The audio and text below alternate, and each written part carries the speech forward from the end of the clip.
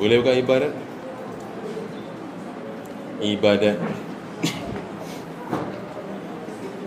Lihat sambungan muka surat yang ke-9 bawah. Saya dah kata, kita sekali baca 9 muka. Auzubillahi minasyaitonirrajim. Bismillahirrahmanirrahim.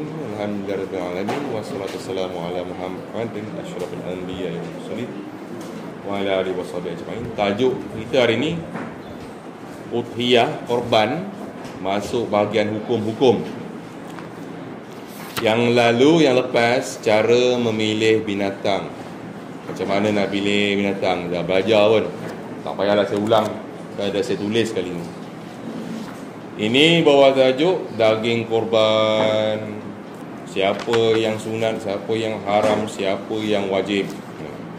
Yang pertama, 1.16. Haram, orang yang membuat korban nazar dan semua orang yang bawah tanggungannya, iaitu anak beranak dia lah, nafkahnya, makan sesuatu daripada korban nazarnya.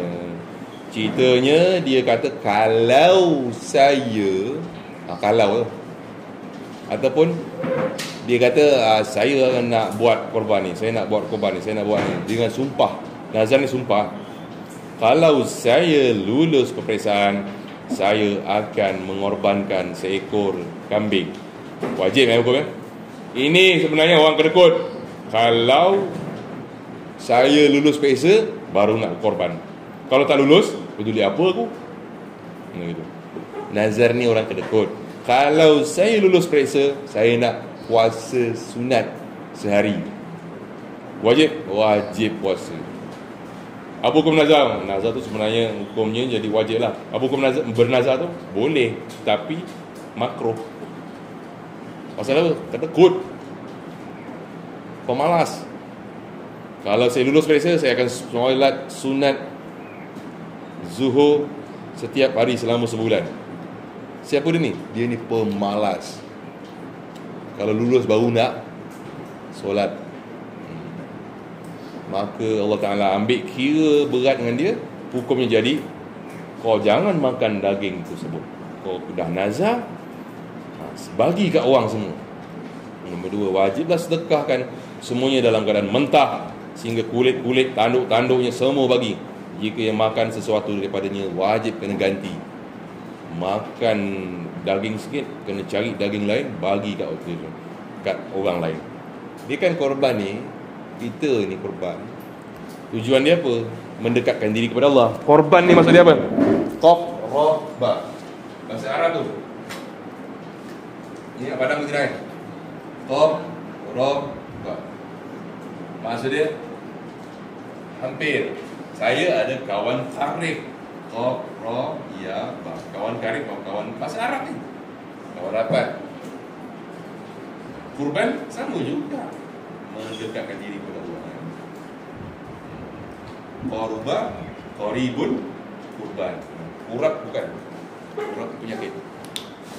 Semua tu mendekatkan diri kepada Allah.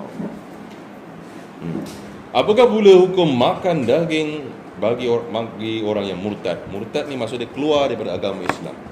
Seorang yang melakukan korban untuk orang lain atau untuk dirinya, kemudian dia murtad, haram dia makan sesuatu daripadanya. Tak boleh makan.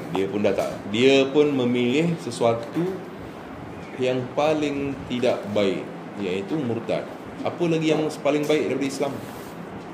Bunuh diri dia. Itu yang paling baik. Seterusnya, buku surat 10. Sunat ia makan daripada korban, bukan nazar. Dia boleh makan sikit. Makan sikit. 2, afdal dia makan hatinya. Hati ni untuk menambahkan darah dalam badan kita. Menambahkan darah. Kalau yang nazar, hukumnya haram makan, wajib sedekah semua. Kalau yang murtad, haram makan, tak boleh ambil. Kalau korban biasa, tunggu raya haji ni, lagi beberapa hari ni, 2 bulan lagi. Dia korban, dia boleh ambil sikit. Jangan ambil semua. Okey. Dagingnya dibagi kepada siapa? Bagilah kepada orang lain. Daging kurban sunat, wajib sedekah. Daging kurban yang mentah, basah ini kepada fakir miskin, supaya dapat menguruskan sama ada untuk dijual, untuk dimakan. dia bagi kepada orang fakir miskin dalam keadaan mentah, supaya orang fakir boleh buat apa saja yang boleh dibuat, suka dia lah. Beza dengan akikah, masak. Ini mentah, pergi rumah orang dah daging, pergi rumah orang dah bagi. Yang paling penting cari orang fakir miskin dulu. Berapa bahagian tu nak dibagi? Seberapa banyak tangan ni? Sepenuh ni berapa? Biasanya ni segini berapa? Sekilo lah setangan. Pakai baju banyak kan, pakai tangan. 2. Memadai sedekah kepada seorang miskin walaupun sedikit, setengah kilo. Atau setengah kilo boleh kata, segenggam tangan ni. 3. Jika tidak disedekahkan kerana terlalu sedikit, maka wajiblah orang yang berkorban tersebut ganti dengan wang yang senilainya daging sama daging tersebut. Sebenarnya dia kena bagi daging juga, bukan dengan wang. Dah tak ada ni dah, sikit sangat daging yang bagi sikit sangat. Kemudian tak cukup bahagian kerana dimakan lebih, tak boleh. Dia kena sedekahkan. Wajib sedekah. Bahagian daging korban yang sunat memadai jika sedekah sekadar wajib dan makan semua bakinya. Sedekah mana yang wajib, makan bakinya. Berapa bahagian tu? 1/3 Sini ada, sebelah ada. 2. Lebih afdal jika daging korban sedekah semuanya kepada fakir dan miskin kecuali beberapa suap, iaitu sedikit saja untuk dimakan bagi mengambil berkat daripadanya. 3. Daging korban adalah disedekahkan sebanyak 1/3 kepada fakir dan miskin dari orang Islam, 1/3 kepada orang kaya Islam, 1/3 lagi untuk diri. Semuanya 1/3. Kalau 1/3 banyak sangat, ambillah sedikit saja. Hukumnya apa? Sunnah. Apakah hukum kita berikan daging udhiyah kepada orang kafir? Tinggal 1. Tak harus, tak boleh lah memberi sesuatu daripada daging korban kepada fakir dan miskin dari kalangan kafir zimmi. Kafir zimmi, kafir yang baik. Tak harusnya, tak elok.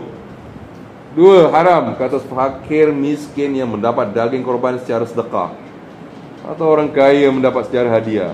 Bagi hadiah, lepas tu bagi lagi, tak boleh. Menyedekahkan atau menghadiahkan atau menjualkan sesuatu daripada daging korban tersebut pada kafir zimmi. Hukumnya haram jual daging korban. Haram hukumnya bagi kepada kafir zimmi pula di situ. Apakah hukum menjual daging korban? Daging korban 1. Haram bagi orang yang membuat korban jual sesuatu daripada korbannya, sama ada daging, bulu, kulit. Itu semua tak boleh. Jualnya adalah haram. 2. Haram juga dijadikan sebagai upah kepada penyembelih. Biasa orang yang menyembelih mendapat kepala. Hukumnya adalah haram, tak boleh disebut. Nyembelih je, jangan cerita banyak. Lepas tu nak bagi, bagilah. Tak nak bagi, sudah. Kerana apa? Hukumnya haram, ada hukum upah-upah. 3. Harus kulitnya dihadiahkan untuk dibuat kasut dan lapik tempat duduk jika ianya korban sunat. Bang, kulit lembu, kulit kambing boleh makan? Boleh makan? Boleh kan? Pernah makan kulit lembu? Tak pernah? Pernah makan? Usus lembu, usus kambing boleh makan? Boleh. Zakar dia boleh makan? Boleh juga. Apa yang syarat utama dia? Mestilah dibersihkan. Kulit babi boleh tak guna?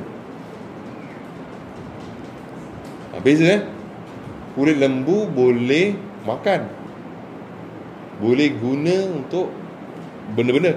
Kulit babi tak boleh makan, boleh guna? Ini saya tak nak cakap. Nanti sekarang orang macam-macam cakap. Itu drum. Tahu drum? Itu pakai kulit apa? Kulit babi. Kulit babi saya tengok lah. Apa kau pakai? Drum. Ada pendapat mengatakan makan babi memang haram. Kan Quran terang-terang kata haram. Tapi guna, ada larangan tak Quran? Tak ada larangan. Ada larangan Nabi? Tak ada. Jadi guna untuk buat benda-benda yang macam alas ke, kasut ke apa, boleh. Tapi janganlah cari mana babi, dia beli kasut babi. Kalau dia terbeli, pakai je lah terus. Sebab ada pendapat. Nanti kau kata aku pula sesat. Itu masalah, tak faham. Saya ulang balik kalau tak faham. Hukum makan babi? Haram. Jangan makanlah. Hukum guna? Hukum guna. Ada sebut dalam Quran. Kurimas alaikumul maitatu wadamu walahmul khinzir. Haram ke atas kamu makan darah dan daging babi. Guna ada sebut? Tak.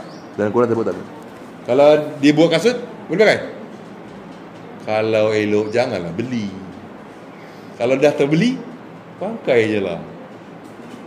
Sentuh dia, macam mana kalau sentuh? Nak kena samak? Itu masalah kan, betul tak? Jadi masalah.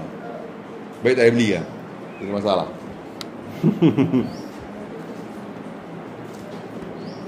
Ada siapa beli ni? Terlebih dengan kulit babi. Saya pernah pergi pasar. Saya tanya dia direct, ini kulit apa ya? Kulit apa? Kulit babi ya? Kulit babi? Saya tak beli lah. Masalah ni, masalah. Kau nak beli je dengan masalah. Kasut kulit kan? Kasut banyak kulit babi ya? Yang lembut-lembut, kasut lembut. Okey. Jaga-jaga. Yang ketiga, harus kulitnya dihadiahkan untuk dibuat kasut, lapik tempat duduk jikanya korban sunat. 4. Bang, siapa bual? Saya suruh baca ya. 4. Jika korban itu wajib, maka wajiblah disedekahkan semuanya termasuk kulit dan tanduknya. Tadi kalau ni dia kata dia nak berkorban, maka wajib sedekah semua. Saya akan tanya ni. Itu yang saya baca je. Surat yang ke-12. Tidak sah melakukan korban bagi pihak seorang yang masih hidup tanpa izinnya. Orang itu masih hidup, kemudian dia korbankan saja. Aku korbankan ini binatang untuk si fulan kerana dia kedekut nak korban. Tak boleh. Kenapa nak korban ni? Kita nak tolong dia. Tak boleh. Kena minta izin dia juga dulu. Kenapa nak korban sebenarnya? Kenapa kita korban? Kenapa kita nak berkorban? Mendekatkan diri kepada Allah. Nabi korban berapa ekor unta? 63. Ketika bila? Ketika umur Nabi 63 tahun. Betul-betul Nabi korban time tu waktu terus Nabi wafat ya? Nak korban tak? Tak nak. Kenapa tak nak korban? Pahalanya banyak. Ke akhirat nanti jadi penolong korban tu, binatang-binatang tu jadi saksi. Itu je. Kalau kita nak masuk satu tempat, kita mesti ada pas, betul tak? Masuk sekolah sini, pasnya apa? Masuk pasport dia apa? Pakaian dia.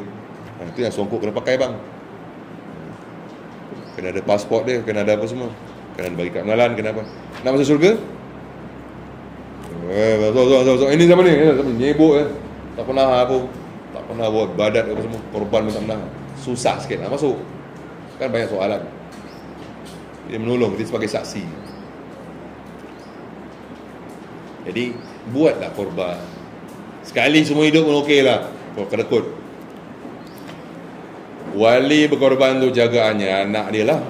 Harus bagi wali sahaja, bapa atau datuk melakukan korban dengan hartanya untuk orang yang berada di bawah jaganya walaupun tanpa izin. Bapa boleh buat korban.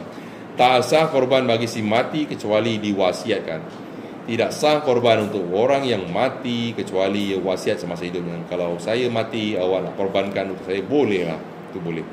Orang yang membuat korban bagi si mati dengan izinnya, dengan wasiatnya, wajiblah atasnya sedekah semuanya.